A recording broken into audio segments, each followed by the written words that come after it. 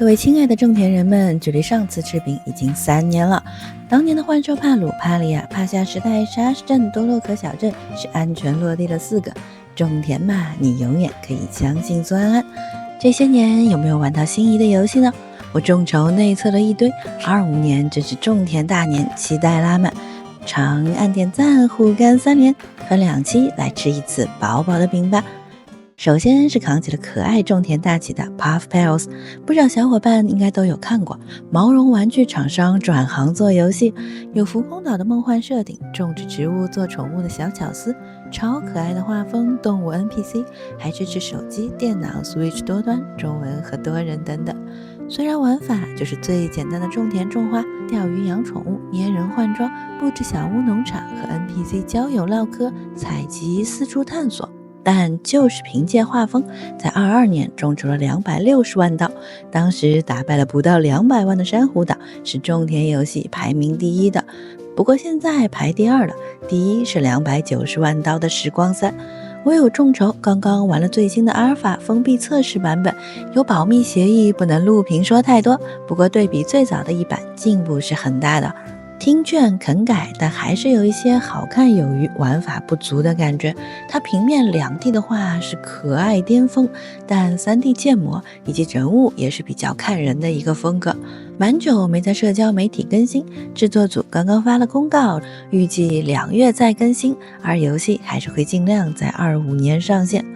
城市版星露谷 Sunkissed City， 作者是参与过星露谷 SDV 开发的小伙伴，有很多谷的影子，也有不少的创新，玩法非常的丰富。除了星露谷的种田劳动、下矿战斗、恋爱交友，还加入了传送带、水族馆、NPC 帮忙种田、自由扩建房屋等等的元素，会有多个农场更丰富的技能树，以及比如骑自行车、种西瓜可以蔓延，多人可以打包礼物送朋友，坐地铁传送之类的小巧思，或者会变大的武器、奇怪的蘑菇人之类奇奇怪怪的设定。我已经和开发者确认过发售信息，好消息是25年直接正式版发售，支持多人和本地同屏，但坏消息是首发只有英文，但后续有多语言的计划。他是真的非常爱交流的一个人，经常闲聊，也会 po 游戏最新的进展，整体我还是比较看好的。但彩蛋、多语言、mod、连期稳定性、攻略资料丰富程度等等的方面，就会需要很长的时间了。如果说有什么游戏能付我千百遍，我还待它如初恋，那绝对是 Marvelous 的符文工厂牧场物语系列。下一个端上来的会是符文工厂龙之天地。之前我有出过视频，故事的设定属于外传，不过也是失忆找齐6个神拯救破碎世界的包饺子故事。而玩法上，符文工厂缝合鼻祖肯定是种田战斗大满贯的那一套。比较大的特色，一是脑洞真能开，不如跳舞，用武器帮忙劳动，畅快战斗，会有非常丰富的武器和技能可以选择。2是可以从男女主中选一个，没被选中的会作为 NPC 出现在世界里，而且似乎可以攻略结婚。有符文舞的菲娜加入，可能还有重建村庄的玩法，已经确定了25年春季发售，估计很快就会有更多的信息了。虽然同样3D 建模的符文舞是拉胯了，这次还是再给他一个机会吧。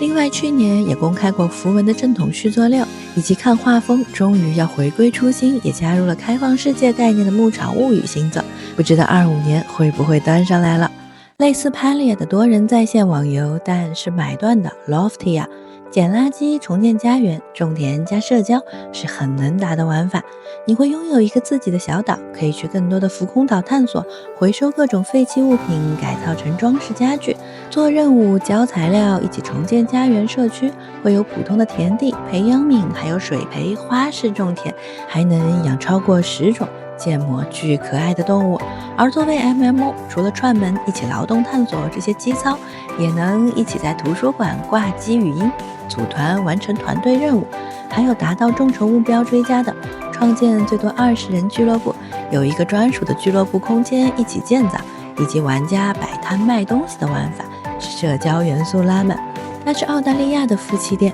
众筹120万刀，后续拉了投资，发展到20多个人的团队。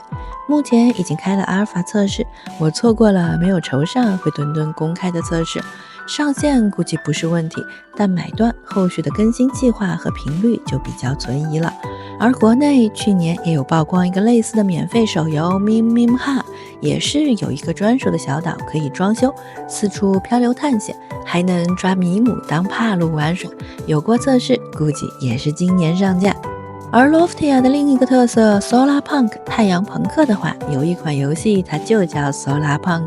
是要搞太阳能发电，拉电线给各种工具家具供电的，还能升级飞艇部件，雇小机器人种田，科技感拉满。虽然同样是去不同的岛屿探索，捡垃圾建家，但这是一款多人轻生存游戏，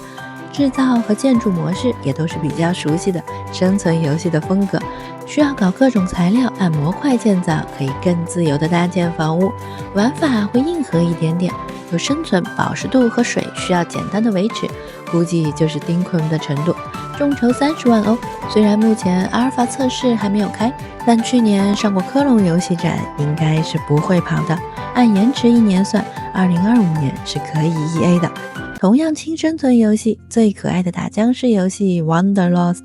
我3年前播过测试版，不算很难，会有不同类型的地貌气候，可以种田、钓鱼、打猎、制造搭建温馨小窝，还有城镇可以探访，和 NPC 唠嗑、搞关系、买东西。最大的特色还得是僵尸和战斗，有70多种不同的武器，各种枪支，还有陷阱弟子，可以自己制作摸箱子购买，甚至你可以等金发双马尾僵尸来给你送 AK， 武器装备会直接从僵尸身上掉落，非常有惊喜。单人开发1年就发1-2次消息的那种，不过去年有发公告会加入可爱的女性主控，今年 Q1 会发售，不确定是不是有中文，还在问，不过没什么文本量，是简单好玩的。